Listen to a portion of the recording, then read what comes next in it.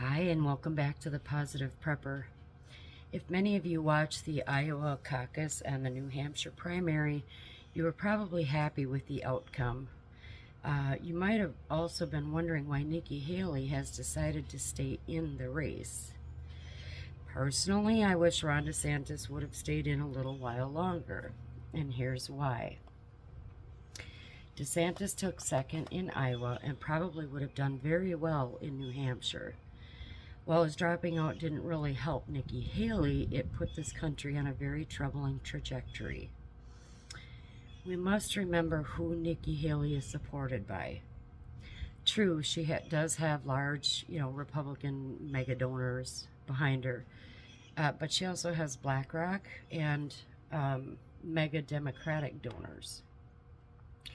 So are they supporting her just to try to slow Trump down a little bit? Or is there something else going on?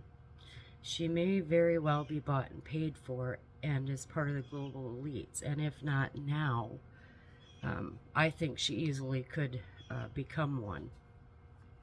And this is where it gets troubling.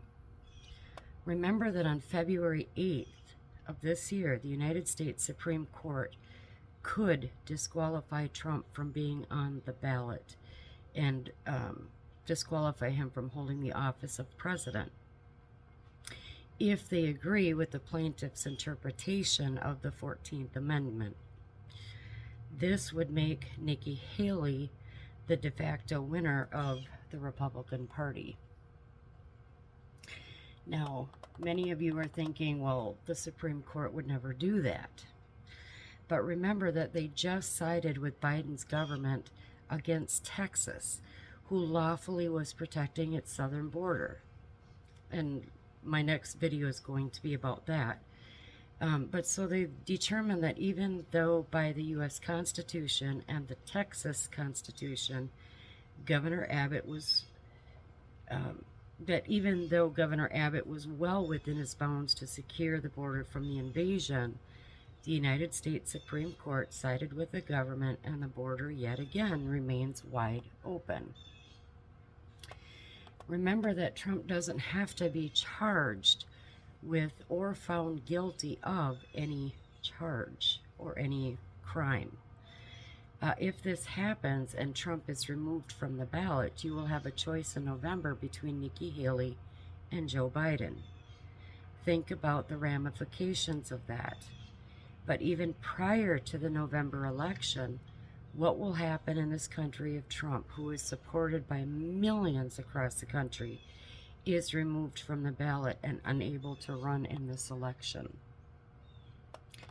Now, I've said before that none of us want any wars to happen, whether it's on our own soil or in a different country. Most of us can only imagine the horrors of it. And unlike, veterans in active duty who know firsthand how bad things can get. But what I can imagine is that this will be the last straw for patriots. Or will it? Will we continue to sit back and talk about it angrily over dinner about how unfair it all is, how wrong it all is, and then watch it all just fall apart again? Will we get with our May groups and continue preparing for the fall of our nation, as the government could raise up arms against a state in the Union, Texas? So we have a decision to make before February 8th. Some of you may be a Haley supporter, and that's fine. That's everyone's personal right to decide who they want to vote for or who they support. But you should be preparing for the possible consequences of the Supreme Court's decision. We should also be preparing for what the world will look like with Nikki at the helm or Kamala, because we all know that Joe isn't going to make it another 4 years. I just don't see that happening. Remember that this isn't about Trump. It's about where our country is headed, and how every elite stone is being cast into the path until one by one we lose everything that we once loved about this country.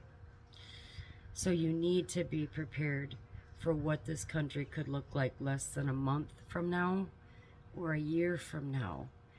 And remember that even though Trump is winning, February 8th could bring everything crashing down. So either way, stay safe, stay aware, and God bless.